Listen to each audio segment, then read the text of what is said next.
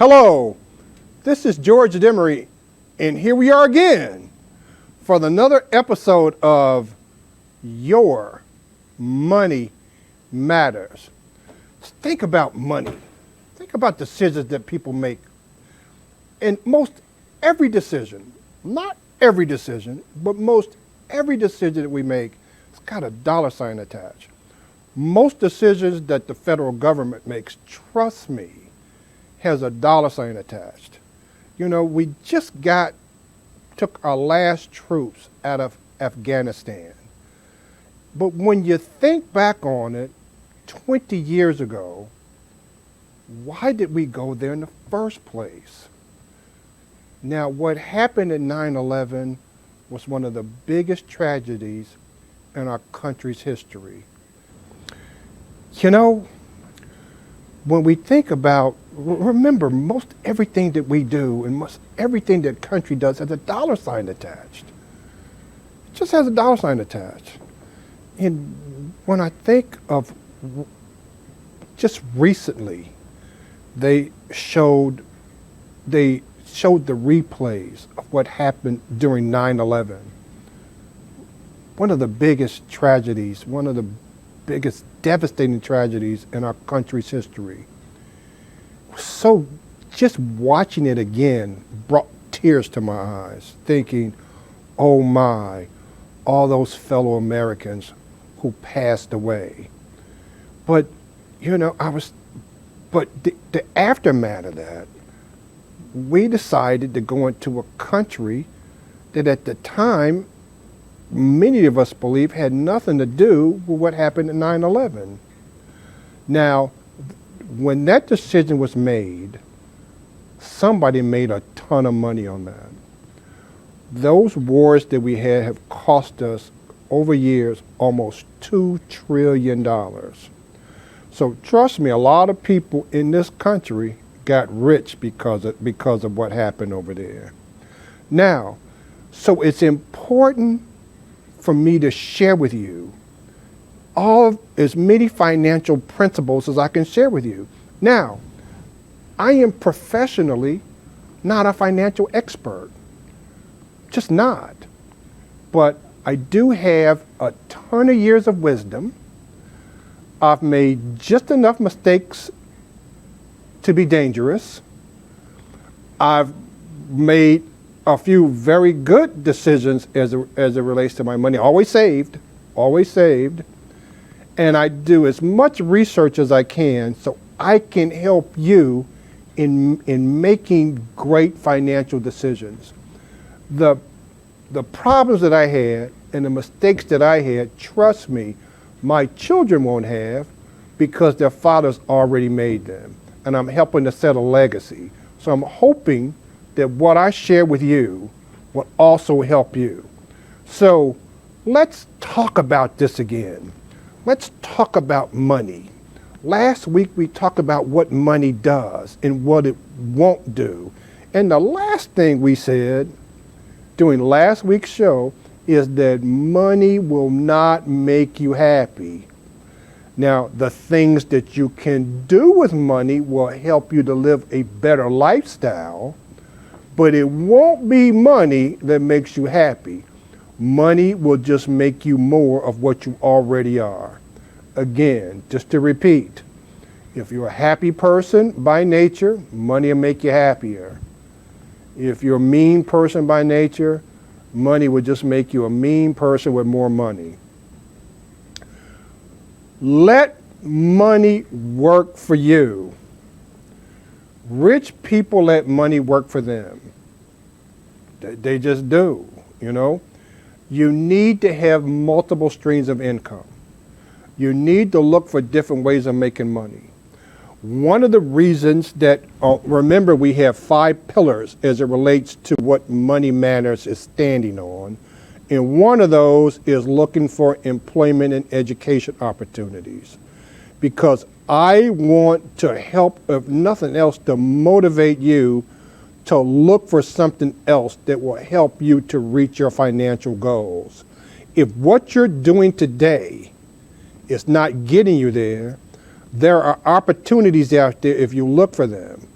Young people, when you are deciding on a career, there are tons out there, but set a goal. I have a little brother with big sister. I told him, he's getting out of high school. I said, look, either go to college. Now, I believe in college. I really do. But I said, go to college with an intent. Know what you want to do. He wasn't sure. But I also believe that if you want a college degree and you happen to not be 100% sure of what you want to do, then go to a smaller college. Go spend the first 2 years taking some of the required things till you find out what you really want to get done. Or number 2, learn a trade. Learn tons of trades that make you a lot of money. Tons of them. We talked about it, electricians, plumbers. I've said this a number of times. Elevator repair people make $80,000 a year. Who knew that, you know? So when you learn a skill, I was sharing this with a person the other day. Remember what your value is. Let me tell you what your value is.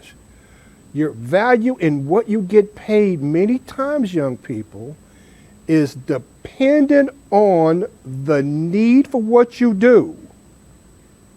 Who doesn't need an electrician sometimes? Who doesn't need a plumber sometimes? Heck, at St. Stephen Baptist Church, the HVAC guy, we need him all the time. I mean, the need for what you do, number 1.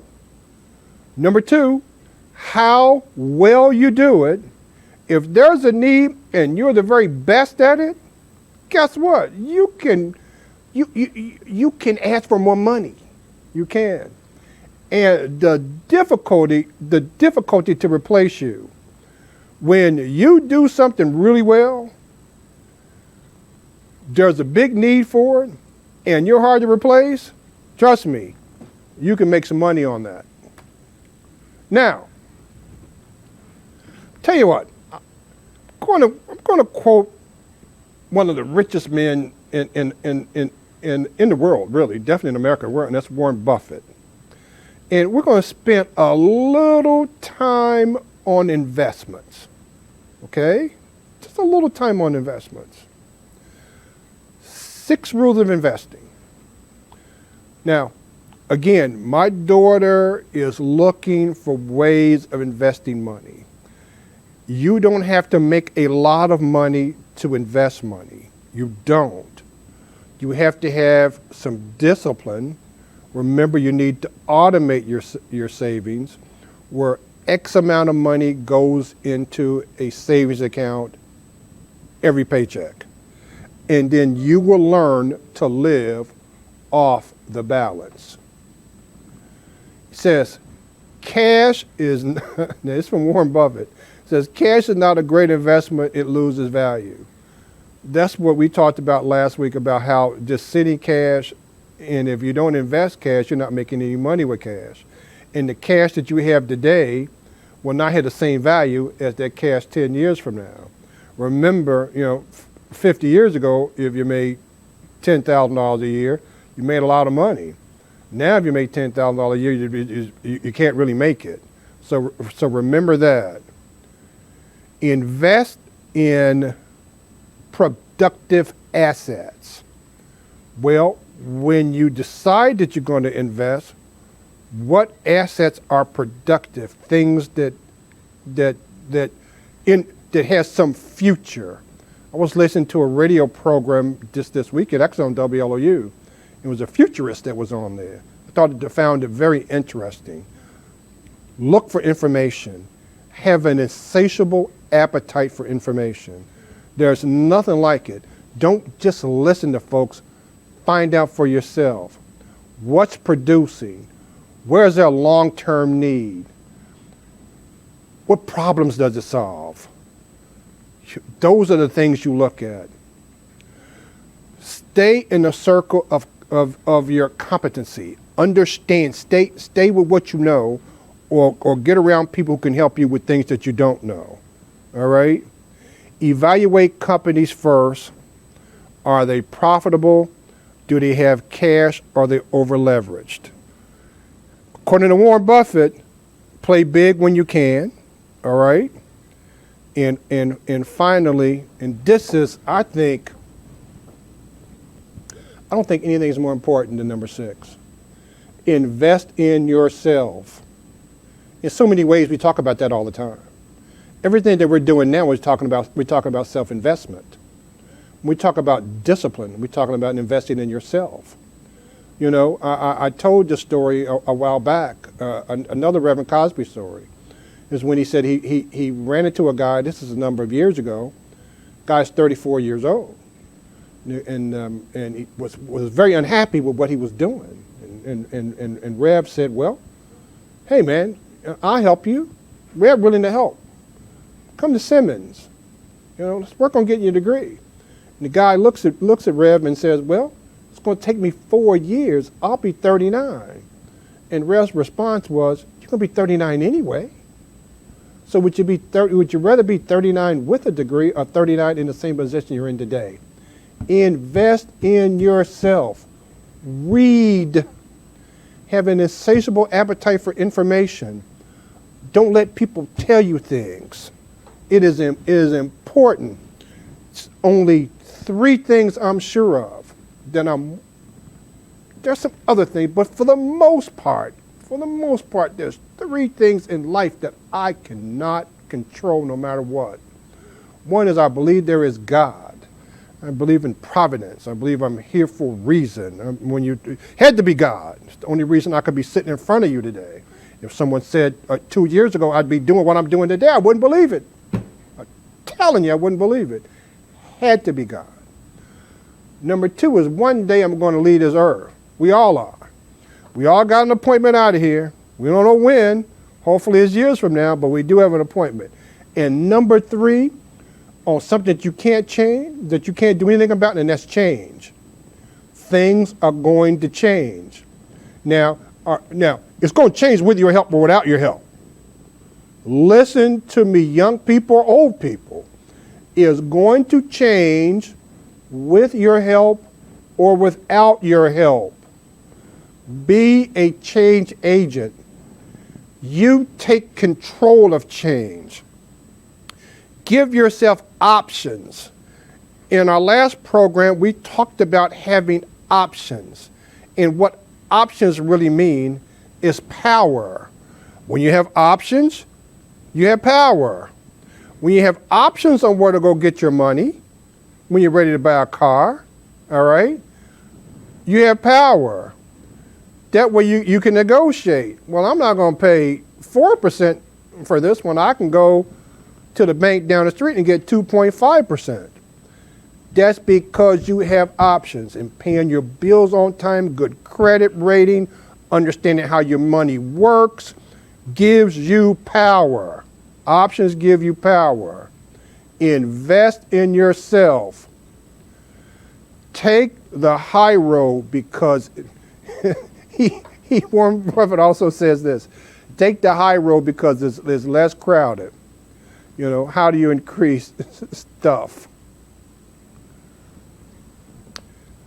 Warren Buffett's top 10 rules of success.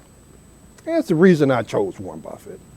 You know, why not get information from someone who's made a lot of money, and maybe we can take some of these principles and help you to come up with a plan to get you, maybe not Warren Buffett money, who's going to do that, but at least put you in a position where you want to be and you're going to live a very productive life. He says, number 1, find a passion. Find a passion.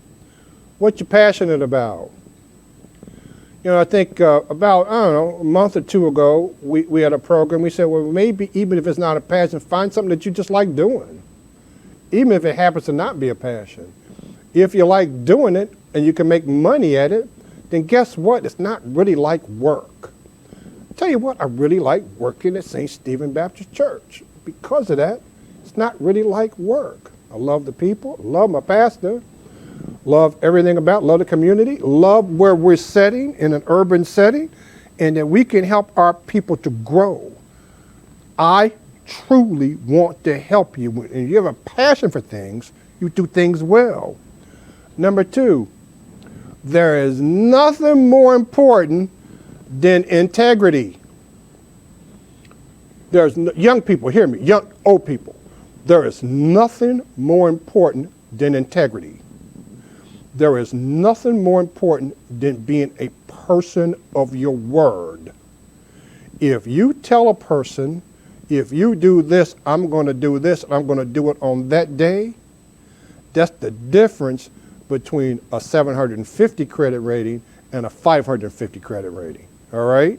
And the only person you're hurting is yourself. Don't care about what people think. That's also big for young folks. Don't care. If you know it's the right thing to do, do the right thing. Spike Lee, do the right thing, all right? For you old ones, you may not know what I mean by that. For you young people, but do the right thing. Don't be caught up with what people think about you. You set yourself apart. I remember years ago, and I always talk about my children, and I'm not going to stop, so I'm going to continue to do it. My daughter was a middle school student down here at Mazik, and there were people there were making fun of her because of what she was doing in school and how she taught. Well, now she's a medical doctor, and those people will be working for her one day. So don't be afraid and don't care about what people think. Again, this is the third time this has popped up. Read, read, read, read, read. I quote books all the time. It's nothing like re-educating yourself all the time. It's important. It's important. You go in my house, and things that I'm interested in, sales, marketing, leadership, personal growth. Just those are things that I've found to be interesting. Over the last couple of years, money and how people make money and what to do as it relates to money. Have a margin of safety where you draw the line. I mean, where will you draw the line? I'll risk this, but I won't risk that. All right? Understand your competitive advantage. When I read that, I said, usually when people are talking about a competitive advantage, they're talking about a business. What is a business's competitive advantage? What does a business do better than the competition, all right? But I'm looking at this from a personal perspective. What is your competitive? Young people, what do you do well? I mean, what do you do well? Know your strengths. Know your weaknesses. What special skills do you have? Are you willing to develop a new skill that gives you a competitive advantage? Now, I got a good friend, a frat brother, I'm not going to throw his name on, Steve Dunn, that's his name. All right? I did it, all right? I'm telling you, electrician can't get out of the way of the business because he's really good at it. It's his it is his competitive advantage. Interpersonal skills. How do you deal with people? Has a lot to do with your emotional intelligence. As an employer, let me tell you something about employers, young people.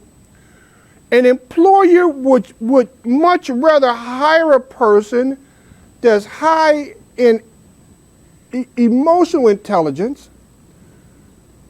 and good at IQ. I mean, a good, strong B student, rather than someone who is an A student, 4-point average, but low in emotional intelligence. Having interpersonal skills will make you or break you. Being able to understand who you are, the people you're around, and how to read people, how to talk to people, communication skills. How do you talk? How do you communicate? Right? Be willing to, don't be shy. Ask. Another quote I've heard many, many times, a closed mouth don't get fed. Ask questions. Do you know how many young people have opportunities, whether it be in high school and college, but yet won't go ask questions? If you don't know, ask your question. Let me share this with you. If you're not doing well in a class, go talk to your teacher. Develop a relationship with her. I can give you another one of my children, all right, on struggling to get in a class, trying to get out of college, but I'm teaching them. I'm teaching them what to do, and I'm teaching you like I'm teaching him. I said, go and talk to the teacher. Tell her what you're trying to do. He developed a relationship with this lady. And because of this, at the end of the day, I won't tell you the whole story because it's a marvelous story. But at the end of the day, she helped to put him in a position where he passed a class that was difficult for him, and now he's a college graduate doing everything he wants to do, most of everything he wants to do. That's communication skills. That's understanding them. And be willing. A lot of people won't do this one. All this has to do with your money. Be willing to exceed expectation. Do you know how many people exceed expectation? What? You count them on one hand. How many people, if they said they're going to show up at 3, showed up at 2:50? But how many times have I had a meeting that started at 4 and people show up at 4:15? Happens all the time. Unless, if when I was at the radio station, I used to lock the door. But when you're on Zoom, you can't lock a door. I guess you could, but I don't, you know. Exceeding expectation. Giving people more than they expect. And watch this trick. It's not this more young people or old people. It's that more. Consistently.